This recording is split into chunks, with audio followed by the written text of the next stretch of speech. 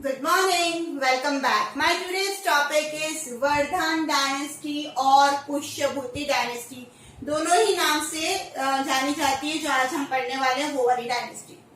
This dynasty began in 6th century CE near Thanishwar with Pushyabhuti who was worshipper of Shiva. 4 question बन गए. ठीक है. इस dynasty की शुरुआत किस सेंचुरी में हुई? तो 6th सेंचुरी. कहाँ हुई? Near Thaneshwar.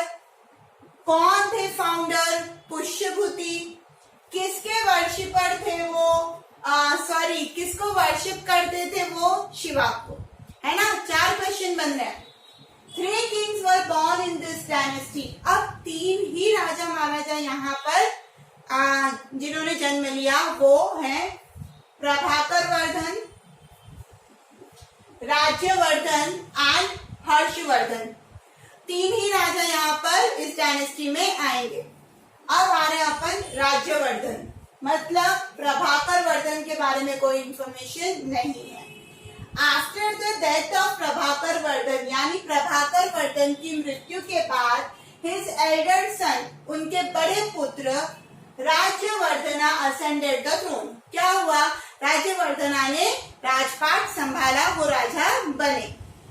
He was engaged in several battles. अब राजा बनने के बाद उनको बैटल्स करने मतलब लड़ाई लड़ने जाना पड़ता था. वो हमेशा बिजी रहते थे. कहाँ? लड़ाई लड़ने में. He was assassinated by Gaur ruler Shashanka in 606 CE. अब क्या हुआ? जब ये इसी प्रकार से बैटल लड़ते ही रहते थे तो एक बैटल के अंदर जो गौर मतलब बंगाल का जो राजा था शशांक, है ना, उसने क्या किया? उनको धोखे से मार दिया. अब राज्यवर्धना के बाद भाई प्रभाकर वर्धन के बाद राज्यवर्धन. अब राज्यवर्धन के बाद कौन? हर्षवर्धन. 606 जब इनकी मृत्यु हुई राज्यवर्धन की तो हर्षवर्धना क्या बने? राजा बने. He ruled for 40 years. देखो आपको यहाँ पे साफ दिख रहा है कि उन्होंने 40 साल तक क्या किया? राज किया. एंड एक्सपांडेड हिज ग्लोरी और अपने किंगडम को, अपनी ख्याति को बहुत बढ़ाया. Gaur Bengal ruler Shashanka assassinated his brother and his younger sister Rajashri had went away to some unknown place to save herself. हुआ ये कि इस शशांक ने जो कि बंगाल का रूलर था उसने क्या किया? उसके बड़े भाई राज्यवर्धना को धोखे से मार दिया था और उसकी बहन जो कि उसके साथ ही थी जिसका नाम था राजश्री, ठीक है ना, वो अपने जान बचाकर वहां से भाग गई ताकि शशांक उसको मार ना पाए. वो भाग गई. सोन हर्षा फाउंड हिज सिस्टर. अब वो किसी अननोन प्लेस पे भाग गई, चली गई. और थोड़े समय बाद जब हर्षवर्धन राजा बने तो उनको, उनकी बहन को उन्होंने ढूंढ निकाला और उनकी बहन ने सारी स्टोरी हर्षवर्धना को बता दी कि किस तरीके से शशांक ने उनके भाई राज्यवर्धना को मारा है. अब क्या होगा? हर्षवर्धना को गुस्सा आएगा. ठीक है, तो क्या हुआ? He sent large army against Shashanka by making a treaty with the king Bhaskar Varma of Kamrup. अब क्या हुआ? उनको गुस्सा आया. उन्होंने शशांक के खिलाफ एक बहुत बड़ी आर्मी भेजी जो कि एक ट्रीटी साइन हुई. मतलब इन्होंने, हर्षवर्धन ने क्या किया? जो कमरूप के राजा थे भास्कर वर्मा, इनसे मिले वो और उनकी और हर्षवर्धना की सेना मिलाकर एक बड़ी सेना शशांक के खिलाफ भेज दी कि शशांक को जाओ असैसिनेट कर दो, उसको भी मार दो. Although his forces were chased away by the Chalukya king Pulkeshin II from the bank of Narmada in about 620 CE. अब क्या हुआ? शशांक तक तो पहुंची नहीं सेना. बीच में ही चालुक्य किंग मतलब चालुक्य डायनेस्टी के एक किंग जिनका नाम है पुलकेशिन II, जिसके बारे में हम पढ़ेंगे इन फ्यूचर. तो उन्होंने क्या किया? हर्षवर्धना और कमरूप के राजा भास्कर वर्मा की जो सेना थी वो नर्मदा नदी के किनारे ही, वहां से ही उनको भगा दिया, चेस कर दिया, मतलब हरा दिया और भगा दिया, मतलब शशांक से बदला अधूरा रह गया। चलिए आगे next.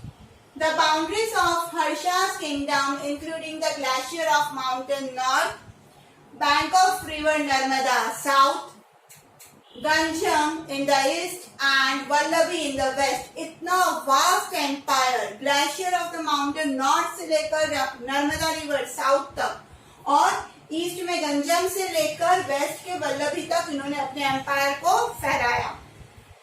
Kannauj was the capital of his vast empire. इतने बड़े एम्पायर में से उन्होंने कनौज को अपनी कैपिटल बनाई। And gain the title of Maharaja Dhiraj. Harsha ने एक टाइटल भी गेन किया जिसका नाम था Maharaja Dhiraj. He worship lord Shiva and sun. ये तो हमने पुष्यभूति डायनेस्टी की फर्स्ट लाइन में देख लिया था कि वहां पर जो पुष्यभूति थे वो शिवा के भक्त थे। उसी तरीके से हर्षवर्धना जो थे वो भी लॉर्ड शिवा के ही भक्त थे और वो सूर्य देव की भी उपासना करते थे। Afterward he diverted towards Mahayana Buddhism. But ये बोला जाता है कि इनकी भक्ति के साथ साथ बाद में वो डाइवर्ट हुए एक और धर्म की तरफ और वो था Mahayana Buddhism. Once in every 5 years, he organized a large ceremony on the confluence point of river Ganga and Yamuna and performed charity. इनके बारे में ये बोला जाता है कि ये इतने धार्मिक प्रवृत्ति के थे कि ये हर 5 साल में एक बार क्या करते थे, एक सेरेमनी रखते थे जो कि गंगा और यमुना के संगम के यहाँ पर वो एक ऐसा सेरेमनी प्रोग्राम रखते थे जिसमें वो दान पुण्य करते थे बहुत भारी मात्रा में। The Chinese traveler Huan Qishan had also attended the 6th ceremony of this type. हुआ ये, जो चाइनीज ट्रैवलर आते थे इंडिया के विजिट के लिए और बुक लिखते थे, तो उसमें से एक चाइनीज ट्रैवलर जिनका नाम है हुआन किसान, वो इसी तरीके की 6th सेरेमनी जब हर्षवर्धना ने की थी तो वहां पर प्रेजेंट थे। He did not have sibling. Harshavardhana की कोई भी संतान नहीं थी। So Pushyabhuti dynasty ended along with his death. और इसीलिए बोला जाता है क्योंकि संतान नहीं थी तो पुष्यभूति डायनेस्टी का यहीं पर एंड हो गया।